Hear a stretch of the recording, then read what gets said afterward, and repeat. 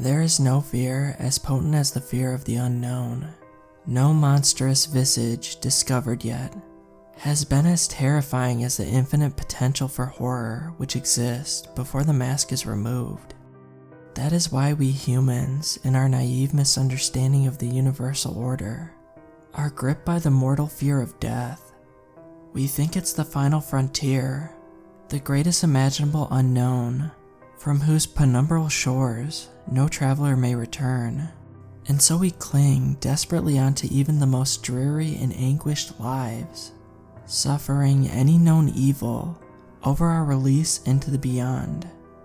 But death is not to be feared, because death is very well understood. We have witnessed it, caused it, measured and recorded it to the last dying spasm of neuronal flickering. Even as I lay dying, it seemed silly to me that I should be afraid of the emptiness, which reason promised to expect. While I was alive, I wouldn't experience death, so there was no reason to be afraid now.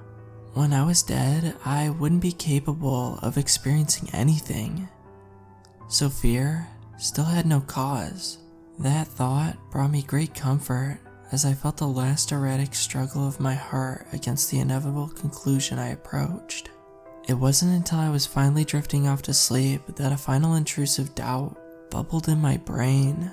What if it isn't death which is to be feared? What if it's what lies beyond? And so troubled did I slip beyond mortal understanding, stepping into a world as far forsaken by reason as I was now from life. I was still in the hospital room, but the bustle of nurses and the beeping machines lost their opacity, as though I was mired in swiftly descending dust. It seemed as though every sound was an echo of what it once was, every sight a reflection. With each passing moment, the world was becoming less real, but all the sight and sound, all that being, it wasn't simply disappearing. It was transforming into a figure beside me.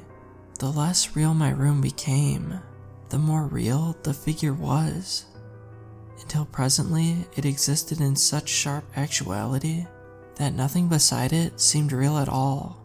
His cloak was black, not the color black, but its essence.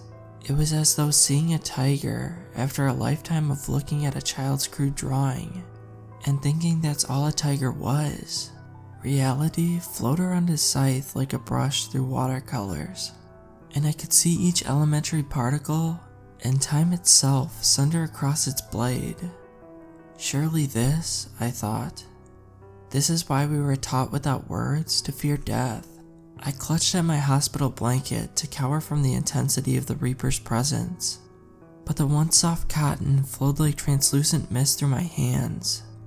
I knew in that moment that nothing could hide me from the specter's grasp, for he was the only real thing in this world. "You're late." They weren't words.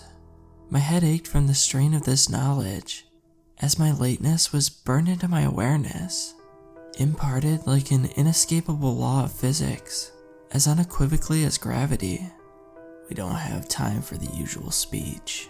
Hurry now." I felt myself swept up around him like dirt in a hurricane. Before I knew what was happening, we were outside the hospital, moving at such a frenzied pace that the world around me blurred into a dizzying tunnel of flashing light. "If you're lucky, it will have been bored of waiting for you." I had too many questions, all waiting for attention in the forefront of my brain, without any making their way out. "You're quiet. I admire that. Usually people ask too much."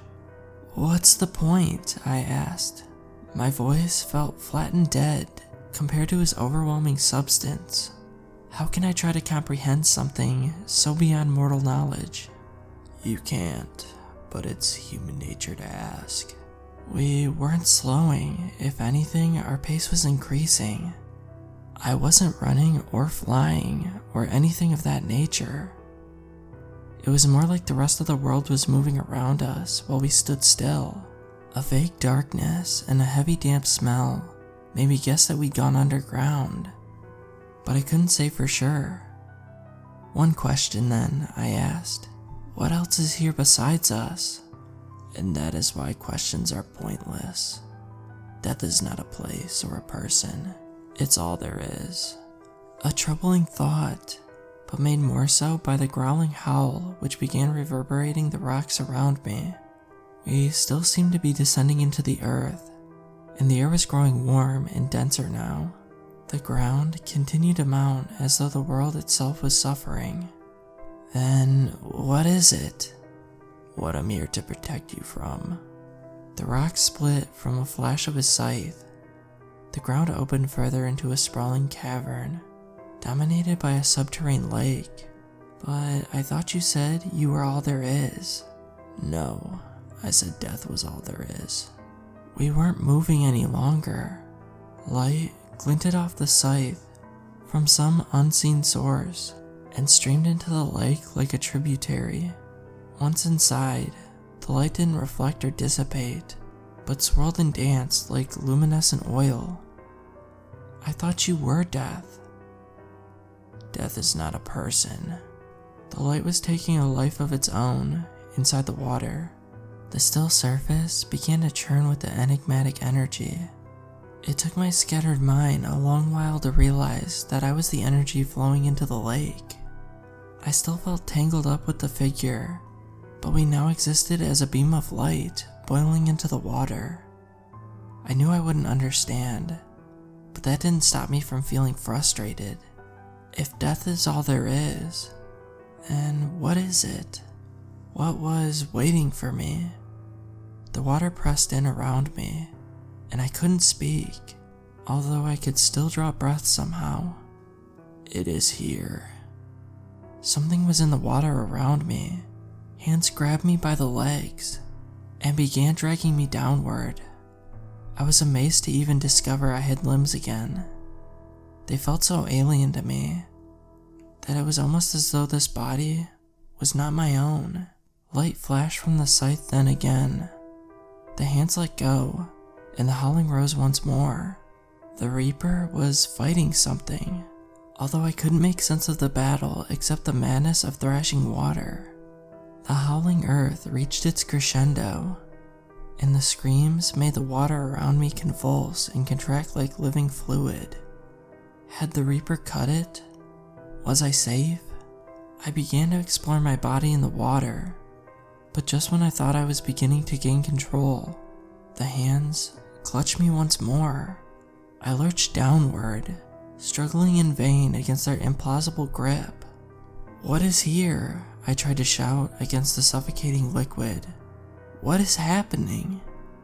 But I couldn't sense the Reaper's presence any longer.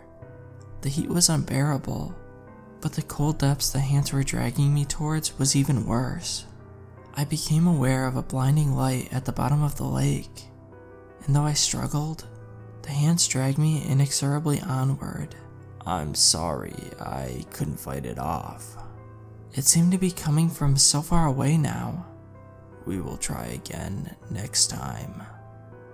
The pressure, the heat, the noise, the hands dragging me into the blinding light. I closed my eyes and screamed. I was free from the water now, but I just kept screaming. I couldn't bear to look at it. Whatever had stolen me, whatever was death but wasn't, whatever the Reaper could not defeat. Then, words spoke, real, human words from a real human mouth. My senses were so distraught that I couldn't make sense of them, but I'm guessing they were something like, "Congratulations, he's a healthy baby boy." Most people can't remember the day they die or the day they were born. I happen to remember both, and I know that they are the same.